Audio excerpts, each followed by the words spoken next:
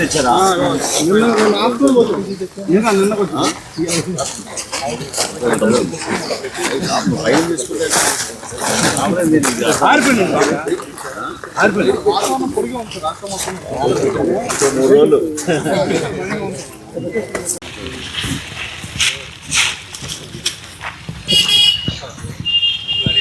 Scheduling చేశానండి.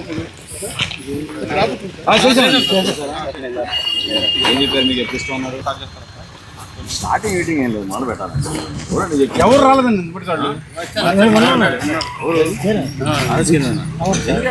Registration చేశాను బాబు. విను, టైం ఎంత అయింది?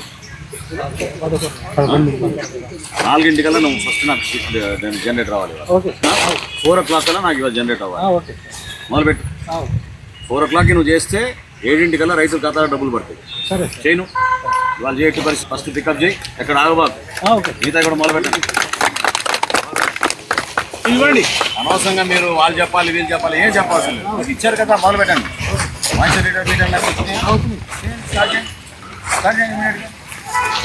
వాళ్ళ వల్ల వాళ్ళు కొనుగోలేటి పరిస్థితులు.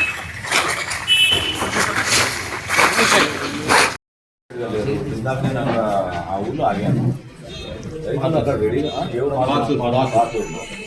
రైతులు రెడీగా ఉన్నారు, రాసులు పోసుకున్నారు. ధాన్యం కొనుగోలు ఎందుకు డిలే చేస్తున్నారు? ఏం లేదు మనుషులు ఎక్కువ. ఈ వాతావరణంలో మనుషులు ఎక్కువ ఎందుకు ఉంటుంది?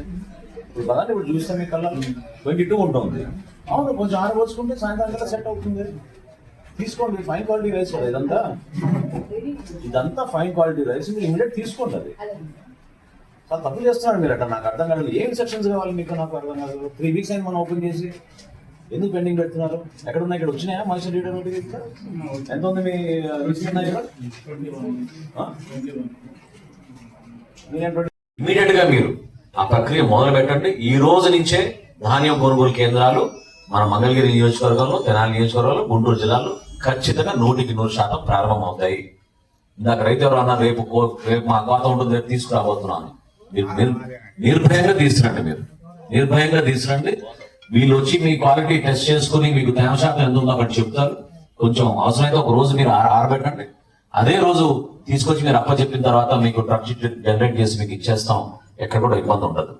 వీటితో పాటు మిమ్మల్ని అందరూ కూడా నేను రిక్వెస్ట్ చేసేది ఏంటంటే, కొన్ని రెవెన్యూ సమస్యలు ప్రతి గ్రామంలోనూ ఉన్నాయి.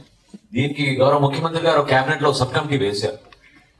రాష్ట్ర వ్యాప్తంగా ధాన్యం కొనుగోలు అనేది రైతుకి ఒక సంతోషంగా, ఆనందంగా జరగాల్సిన ప్రక్రియ.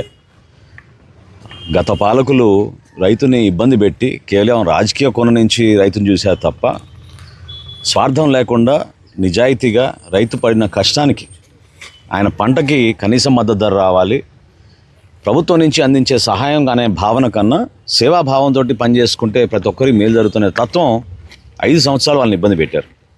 అసలు ధాన్యం కష్టపడి పండించిన తర్వాత ఎక్కడ అమ్మాలో కూడా తెలియని పరిస్థితి.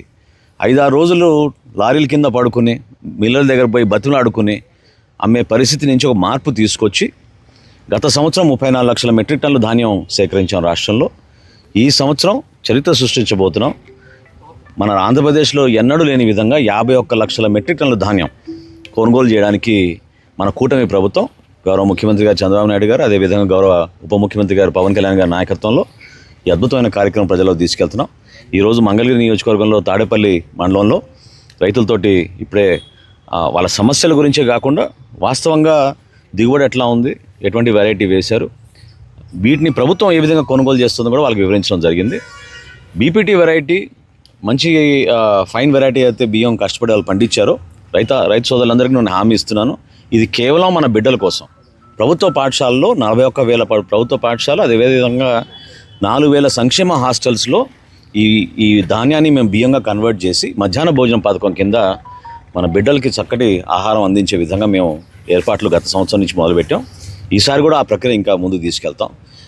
4-5 గంటల్లోనే రైతు ఖాతాల్లోకి డబ్బు జమ చేస్తాం. ఇది వాస్తవం. ఇది భారతదేశంలో ఎక్కడ జరగడం లేదు. దయచేసి 25వ తారీఖుకి కొన్ని వార్తలు మనకు వస్తున్నాయి. వర్ష సూచనలు ఉన్నాయి కాబట్టి దయచేసి రైతు సోదరులందరూ కూడా, కోతలకి దగ్గర ఉన్న వాళ్ళందరూ కూడా త్వరగా ఆ కార్యక్రమం పూర్తి చేసుకుని ధాన్యాన్ని కొంచెం ఎండబెడితే ఆ తేమ శాతంలో కూడా ఎక్కడ తేడా లేకుండా ప్రభుత్వం నుంచి ప్రతి గింజ కొనడానికి మేము సిద్ధంగా ఉన్నాం. ఈ సందర్భంగా తెలుపుకున్నాం. మంగళగిరి నియోజకవర్గంలో తారేపల్లి మండలంలో చిరావూరు గ్రామంలో రైతు సహాయ కేంద్రం సందర్శించడం జరిగింది. ఇక్కడ రైతులతో ఒక అద్భుతమైన ముఖాముఖి కార్యక్రమం ఏర్పాటు చేసుకున్నాం. ఏవైతే అనుమానాలు ఉన్నాయో ప్రత్యేకంగా తేమ శాతం గురించి, గోతాల విషయం గురించి, ట్రాన్స్పోర్టేషన్ గురించి, ఇవన్నీ కూడా వాళ్ళ అనుమానాలు నివృత్తి చేశాం. జరుగుతున్న ప్రక్రియ ఎంత పకడ్బందీగా మేము క్షేత్రస్థాయిలో దాదాపు 3 నెలల నుంచి సిబ్బంది అందరినీ కూడా ఈ కార్యక్రమాన్ని విజయవంతం చేయడం కోసం అప్రమత్తం చేశాము. రైతాంగానికి వివరించడం జరిగింది. ప్రతి బస్తా కొనడానికి మన రాష్ట్ర ప్రభుత్వం తరఫున పౌర సరఫరాల శాఖ సిద్ధంగా ఉంది. క్షేత్రస్థాయిలో పనిచేస్తున్న మా పౌర సరఫరాల శాఖ సిబ్బంది, వ్యవసాయ సిబ్బంది, అదేవిధంగా రెవెన్యూ సిబ్బంది అందరూ కూడా సమన్వయపరుచుకుని రైతుకు మాత్రం పెద్దపీట వేసి రైతు సంతోషంగా తాను పడిన కష్టాలు, ఆ పంటకి న్యాయం జరిగే విధంగా కనీస మద్దతు ధర అందించే విధంగా ప్రభుత్వం నుంచి మేము కట్టుబడి ఉంటాం. గుంటూరు జిల్లాలో గతంలో కన్నా గణనీయంగా ఈసారి ప్రభుత్వానికి అమ్ముతారనే నమ్మకం నాలో ఉంది. ఎందుకంటే ఏదైతే ఫైన్ రైస్ క్వాలిటీ బీపీటీ కానివ్వండి, సోనా మసూరి కానివ్వండి రైతులు ఈ ప్రాంతంలో పండిస్తున్నారో అది మన మధ్యాహ్న భోజనం పథకం కోసం, మన బిడ్డల కోసం రాష్ట్ర వ్యాప్తంగా ఉన్న 41,000 పాఠశాలలు, దాదాపు 4,000 సంక్షేమ హాస్టల్స్లో కూడా మేము ఈ బియ్యాన్ని మేము ఉపయోగిస్తున్నాం. ఆ సంస్కరణ ద్వారా రాష్ట్రంలో రాబోయే రోజుల్లో కూడా రైతులందరూ కూడా సహకరిస్తారని నిన్న గౌరవ ముఖ్యమంత్రి గారు చెప్పినట్టు ప్రిఫర్డ్ వెరైటీలోకి మారాలి. గతంలో లాగా ఎక్కువ దిగుబడి ఎక్కడ వస్తుందనే పంట ఆ వెరైటీ కోసం చూసేవాళ్ళు రైతులు. కానీ మారుతున్న ఈ వాతావరణంలో అదేవిధంగా ప్రజలు కూడా ఎక్కువగా కోరుకునేది ప్రిఫర్డ్ వెరైటీ సన్న బియ్యం కావాలని కోరుకుంటున్నారు.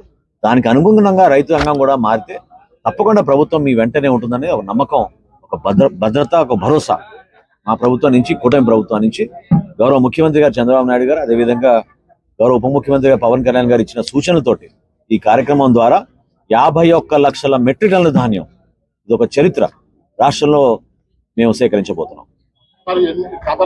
ప్రభుత్వానికి అమ్మే అలవాటు లేదు మన రైతులకి. ఆ అలవాటు తీసుకొచ్చాం గత సంవత్సరం. ఎందుకంటే ఫైన్ వెరైటీ బీపీటీను, సోనా మసూరి క్షేత్రస్థాయిలో దళాల్లో కొనుక్కుని వెళ్ళిపోయే వాళ్ళు